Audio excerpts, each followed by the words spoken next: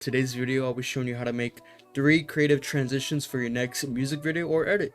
So the first effect for the first transition, you want to add s_distort. Pop that in there. You want to put the amount right at the start to 0.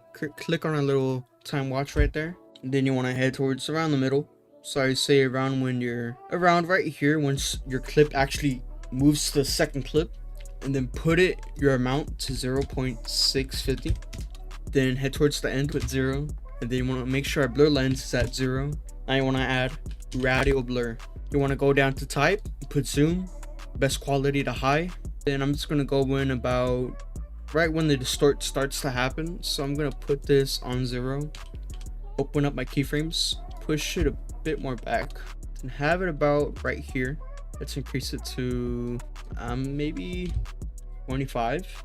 Again, head towards the end, put it on 0. And every time you make these effects, you always want to ease them to make sure there's always a nice transition in between the keyframes. The next effect is going to be optics compensation. You want to click on reverse lens distort, make sure it's checked. Head over to our FOV orientation, put it on vertical. You want to head towards the start of our adjustment layer. Click on a little stopwatch to make our keyframe. Start it, head towards the middle once again. So I guess say, right here. Put our second keyframe at 110.4. Then head towards the end once again. I'm actually gonna place it right here. Then adjust these 2 keyframes to be right there. Once again, ease our keyframes. And for the last effect for this transition, you're gonna want to add s_ultra glow. Want to put the brightness to 2.0. So put it on 2. So you want to head towards start of our clip, put it on our little threshold, keep it at 4 to start our keyframe. Head towards the middle, put our threshold down to 0.07. Basically what this is going to do is just add more glow around your subject. So you want to head towards your end of your adjustment layer, put it up to 0.4 once again. I'm going to ease this last keyframe right here. So yeah, that is all the effects for the first transition, and here's the final product.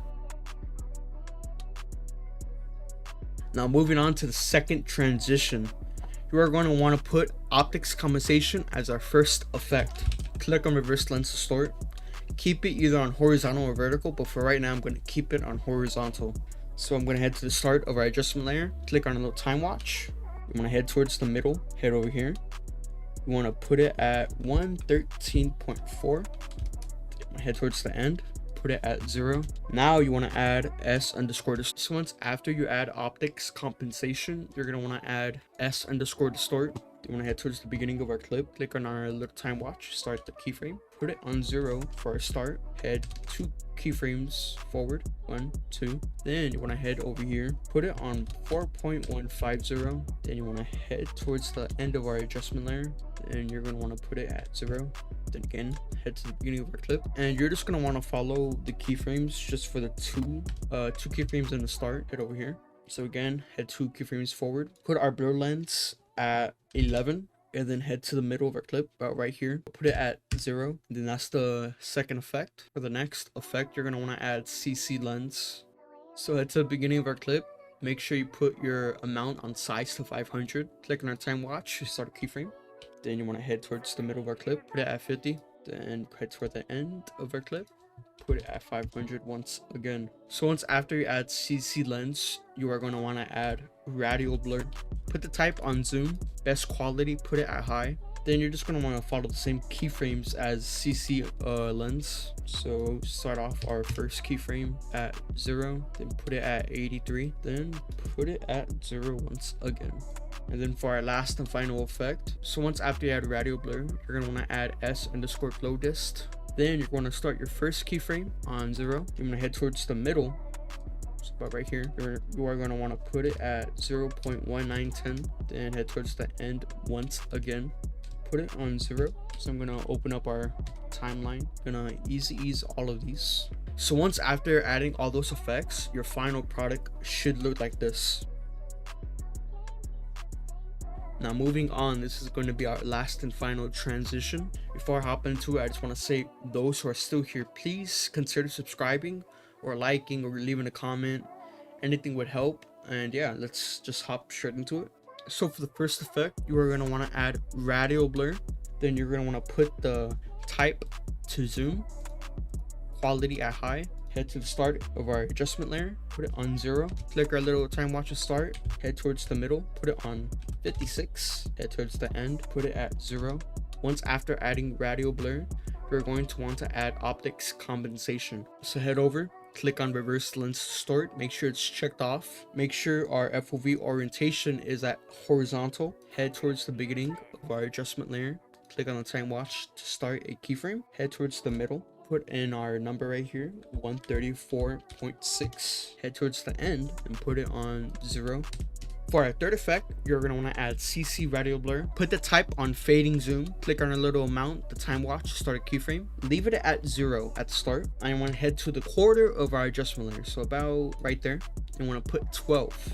Then head to the middle of our adjustment layer, put it at 0. Now for the fourth effect, once you're done adding CC radial blur, you're going to want to add S_distort. Head to the beginning of our adjustment layer, go to the amount, put 0 to start off our keyframe, head to the quarter of our adjustment layer, put it on 5.110, head towards the middle, put it at 0, head down to our blur lens, put it on 0. Then you want to go to our rotate warp, put it at -380. So once after adding S_distort, you're going to want to add S_film damage. So you want to head over to our grain amp, put it at 0.08, head over to our hairs, put it at 0, head over to scratches, put it at 0, vignette, put it on 0.36, go to flicker, put it on 0.070, head over to the focus, put it on 0.100, head over to our seed, put it on 0.060. So once after you add film damage, you're going to want to add S_ultra glow. Head to the beginning of our adjustment layer, go to brightness, put it at 0, click our little stopwatch right here, begin a keyframe, head 3 frames forward, put it at 1.770, head towards the middle, put it at 0. So once after you add S_ultra glow, you're going to want to add a glow. So head to our composite original, put it on none, click our little stopwatch right here, put it at 100, scroll down a bit, head 3 frames forward, put it at 26.7. Then I'm actually going to head to the middle of our clip, make another keyframe, then I'm going to head over to the end, put it at 100. So once after adding glow, you're going to want to add your last and final effect, which is displacement map. Head over down here, click on and check out wrap pixels around, head 3 frames forward from the start, click off our time watch, start a keyframe, head 3 frames forward again, so about right here, put it on 91, head towards the end of our adjustment layer, put it at 5. Then that's going to be the last and final effect. But when you open up our timeline, highlight every single keyframe, ease them, and once after that, you should have your final product, which looks like this. And that is all for today. Thank you guys so much for watching. Make sure to subscribe, like, and leave a comment if you enjoyed the video or what effects you guys are going to want to see next. And yeah, have a good day.